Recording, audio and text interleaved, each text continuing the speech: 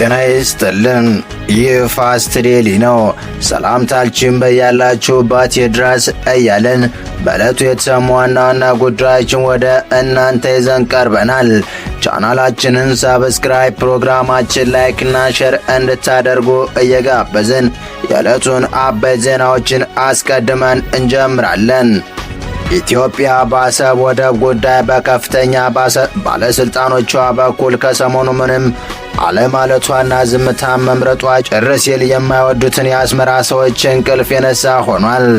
በፕሮፓጋንዳ ልሳኖቿ በኩልም ሆነ ፕሬዝዳንቷ ጨምሮ በከፍተኛ ባለስልጣኖቿ በኩል መወረር ነው፣ የኢትዮጵያ መንግስት ዝግጅቱን ጨርሷል፣ ጦርነቱ ሊፈነዳ ተቃርቧል በማለት የሚገልጸው ሻዕቢያ አሁን ደግሞ እንደዚህ ቀድሞ የኢትዮጵያ መንግስት በኤርትራቸው ምላሽ መስጠት ማቆሙ ያበሳጫቸውና ያሰጋቸው ኢሳያስ ኢትዮጵያ ድምጿን አጥፍታ ልትወጋን ነው በሚል ብቅ ብለዋል። በአሁኑ የመረጃ ሰዓታችን የሻዕቢያ ፈረስ ሆኖ እየተጋለበ ያለው ህወሓት ተከበናል ሲል ያሰማውን ክስ እንዲሁም የሱዳኑን ጀነራል ወደ ካይሮ አቅንተው ከአልሲሲ ጋር ስለ ኢትዮጵያ ስለመምከራቸው የተሰማውን አክለን በዝርዝር ልናስደምጣችሁ ይዘን ቀርበናል። እስከ ፍጻሜው አብራችሁን ቆዩ።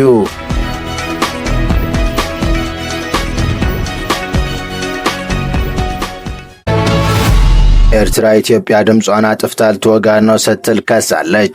ኤርትራውያን ላይ ከኢትዮጵያ በኩል የባህር በር ጉዳይ ራሴን እከላከላለሁ ወደሚል አጀንዳ ተለውጧል ስትል በከሰችበት አዲስ መግለጫ ይህም አጥቅቶ ተጠቂ መስሎ ለመታየት ነው ስትል ወንጅላለች።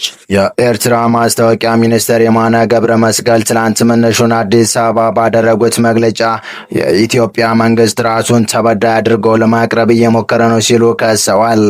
የብልጽግና መንግስት ራሱን ተበዳይ አድርጎ ማቅረቡን ቀጥሎበታል ሲሉ የማስታወቂያ ሚኒስትሩ አመልክተዋል። ይህም በፕሮፓጋንዳ ልሳኖች በኩል የተስተጋባ ይገኛል ሲሉ የማነ ከሰዋል። የማነ አሁን ላይ ከባህር በር ጋር በተያያዘ የሚነሱ አጀንዳዎች ከኢትዮጵያ በኩል ለዘብ ብለዋል ያሉ ሲሆን ይህም ገዢው መንግስት ወደ ተበዳይ ጦርነት ትርክት ፊቱን በማዞሩ ነው ሲሉ አመልክተዋል። ይህን መልእክታቸውን ከዚህ ቀደም ካጋሩት መሰል ይዘት ካለው ሰፊ ማብራሪያ ጋር አያይዘውታል። ማስታወቂያ ሚኒስትሩ ከሳምንታት በፊት የኢትዮጵያ ውጭ ጉዳይ ሚኒስትር ጌዲዮን ጢሞቴዎስ ኤርትራ ኢትዮጵያን ለማተራመስ እየሰራች ነው በሚል ላቀረቡት ክስ ተመሳሳይ ይዘት ያለው ምላሽ ሰጥተው ነበር። ይህንን ምላሽ ከምሽቱ መልእክታቸው ጋር አያይዘውታል። የማን አዲስ ማጋራታቸው መልእክታቸው ባህር በር አጀንዳን የተውት ድምፅ አጥፍተው ጥቃት ሊከፍቱብን ነው ሲሉ በትላንትናው ዕለት በኤክስ ገጻቸው ባሰፈሩ ጽሑፍ ገልጸዋል። የማንም ሕጋዊ ራስን መከላከል አስመስሎ ለማቅረብ የብልጽግና መንግስት ከሰሞኑ በሶስት አቅጣጫ እየተንቀሳቀሰ ነው ሲሉ የማስታወቂያ ሚኒስትሩ ከሰዋል። ኤርትራ ኢትዮጵያና የቀጠናው አተራማሽ አድርጎ የኢትዮጵያ መንግስት ማቅረቡ የመጀመሪያው ነው ብለዋል። ይህም እየሆነ ያለው ከ3 ዓመታት በፊት በአደባባይ ሲያቀርብብን የነበረው ምስጋና ወደ ጎን በማለት ነው ሲሉ አመልክተዋል። ከ3 ዓመት በፊት ጠቅላይ ሚኒስትር ጀምሮ እስከ ሁሉም የመከላከያ ሰራዊት አባላት በኢትዮጵያ የጨለማ ጊዜ ውስጥ በመርህ ላይ የተመሰረተ ድጋፍ ላደረገ ኤርትራ አስተዳደር ምስጋና ይገባል ሲሉ ይደመጡ ነበር በማለት የማነ አመላክተዋል። የማነ በሁለተኛነት እኛን ተንኳሽ አድርጎ ለማቅረብ ከኢጋድ የወጣንበት ውሳኔ የተጠቀሙ ነው ሲሉ ገልጸው ሆኖም እኛ ከኢጋድ የመጣነው ህብረቱ በኢትዮጵያ በኩል ትንኮሳ የተፈጸመብን አይቶ እንዳላየ በማለፍ ነው ብለዋል። የባህር በር በሚል ከኢትዮጵያ በኩል እየተነሱ ያሉ አጀንዳዎችን በተመለከተ በዝምታ በመቆየቱ ከዚህም ቀደም በሶማሊላንድ ስምምነት ሲፈራረም አይቶ እንዳላየ በማለፍ እና በሌሎች የገለልተኛ ጥያቄዎች ከህብረተሰቡ ለቀናት ሲሉ ገልጸዋል። የማነ በሶስተኝነት ያነሱት የኤርትራን የኢኮኖሚ ልማት አጀንዳና የአስተዳደር መዋቅር ማጣጣል ላይ የኢትዮጵያ መንግስት ተደምጧል የሚል ክስ ሲሆን ይህን ማዕቀብ ተቋቋሙ የጽናት ምሳሌ የሆነችውን ኤርትራን ሆን ብሎ የማሳነስ አካሄድ ነው ሲሉ ተችተዋል። ይህ እየሆነ ያለው የኤርትራን ስም በማጥፋትና ተንኳሽና ትንሽ አድርጎ በማሳየት አስቀድሞ ለማጥቃት ነው ሲሉ የማነ አጽንኦት ሰጥተውታል።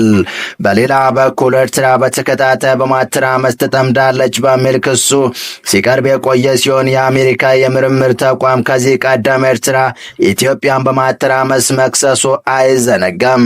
ኤርትራ ተጥሎባት የነበረ ጦር መሳሪያ ማዕቀብ መነሳቱን ተከትሎ ሰራዊቷን መልሳ በማጠናከር በአካባቢው በተለይም በኢትዮጵያ መረጋጋት እንዳይኖር እያደረገች ነው ሲል ባሳለፈው ዓመት ሰኔ ላይ የወጣው የአሜሪካ መንግስት ያልሆነ ድርጅት ሪፖርት ማመልከቱ ይታወቃል።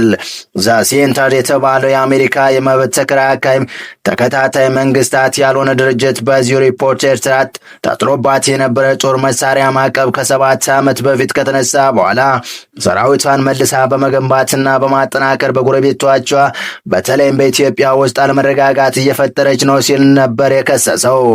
ሪፖርቱ አክሎም ያለው ሁኔታ ሳይቀርበት ባለው የሚቀጥል ከሆነ ኤርትራም እያደረገች ባለው ትቀጥላለች ተብሎ ይጠበቃል ሲል ማስታወቂያ ሰጥቶም ነበር። ከሳምንታት በፊት በተመሳሳይ ውጭ ጉዳይ ሚኒስትር ኤርትራ በኢትዮጵያ ፖለቲካ ጉዳዮች ጣልቃ የገባች ነው ሲል ክስ ማሰማቱ ይታወቃል።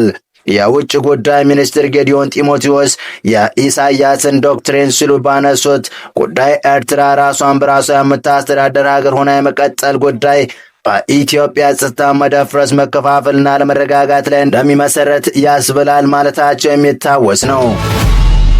በቀጣይ መረጃ የሱዳኑ አንደኛው ተፋላሚ ጀነራል አብዱል ፈታህ አልቡርሃንና የግብፁ ፕሬዝዳንት አብዱል ፈታህ አልሲሲ ካይሮ ላይ ስለ ኢትዮጵያ መክረዋል።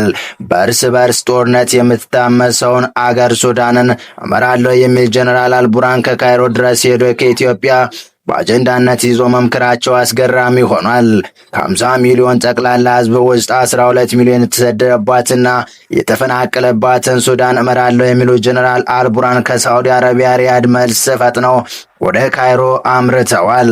የሱዳን የእርስ በርስ ጦርነት እንደዚሁም የኢትዮጵያን የህዳሴ ግድብ ጉዳይ የትኩረት አቅጣጫቸውና አጀንዳቸው አድርገው እንደመከሩም የግብፅና የሱዳን ሚዲያዎች እየዘገቡት ይገኛሉ። በወታደራዊ ዘርፍ በጀነራልነቱ መስመር አልፈው የግብፅ ሲቪል መሪ መሆናቸው እየገለጹ ያሉ የቀድሞ ጀነራል የአሁኑ የግብፅ ፕሬዝዳንት አብዱል ፈታህ አልሲሲ ከሌላኛው የሱዳን ጀነራልና ሱዳን እየመራ ነው ከሚሉ ጀነራል አብዱል ፈታህ አልቡርሃን ጋር ካይሮ ላይ ከመከሩ በኋላ ኢትዮጵያን አውግዘዋል።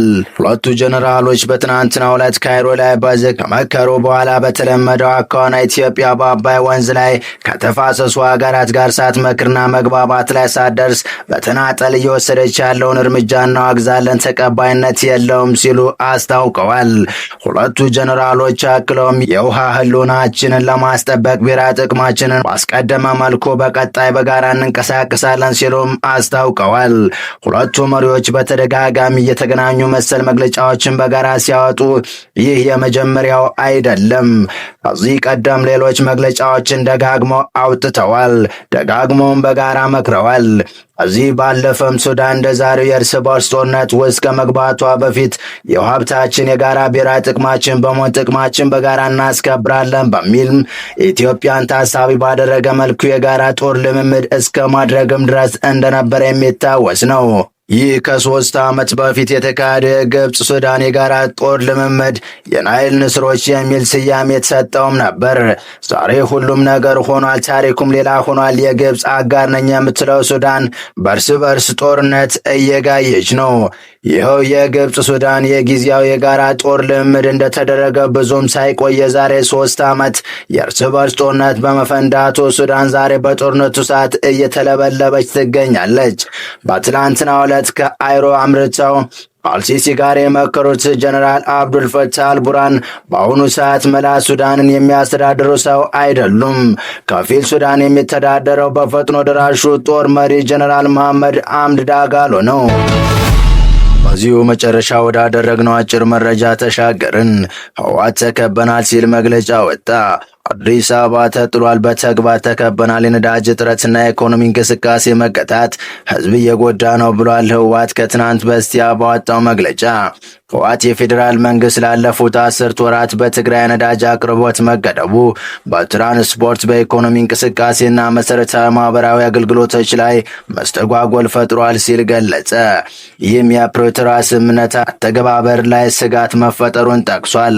ህወሓት ታኅሳስ 8 ቀን 2016 2018 ዓ.ም ባወጣው መግለጫ የፌዴራል መንግስት ለትግራይ ጊዜያዊ አስተዳደር የሚያስተላልፈውን የበጀት ድጋፍ ማገዱን ገልጿል። ይህም የጤና፣ የትምህርት፣ የውሃና የጽዳት አገልግሎቶችን ጨምሮ የመንግስት የስራ እንቅስቃሴዎች እንደሚያስተጓጎል ከማድረጉም በላይ የመንግስት ሰራተኞች ደሞዝ ሳይከፈላቸው እንደቀሩ ማድረጉን አስታውቋል። መግለጫው አክሎም በትግራይ መልሶ ማቋቋም ኢንዶመንት ፈንድ ወይም ኤፈርት ስር ያሉ ኩባንያዎችን የባንክ ሂሳብ መታገዱን ኮንኗል። ይህም የድርጅቱ የስራ እንቅስቃሴ እንዲያቆምና በ10 ሺዎች የሚቆጠሩ ሰራተኞች ያለ ደሞዝ እንዲቀሩ ማድረጉን ገልጿል። የኢትዮጵያ መንግስት ወደ ትግራይ የሚገባውን የነዳጅ አቅርቦት በከፍተኛ ሁኔታ ከገደበው 10 ወራት ሊሞላ ተቃርቧል ያለው ህወሓት ይህም የህዝብና የጭነት ትራንስፖርትን፣ የኢኮኖሚ እንቅስቃሴዎችን እንዲሁም ለሴቶችና ለህፃናት የሚሰጡ የድንገተኛ አምቡላንስ አገልግሎቶችን ጨምሮ ማህበራዊ አገልግሎቶችን ሽባ አድርጓል ሲል ገልጿል።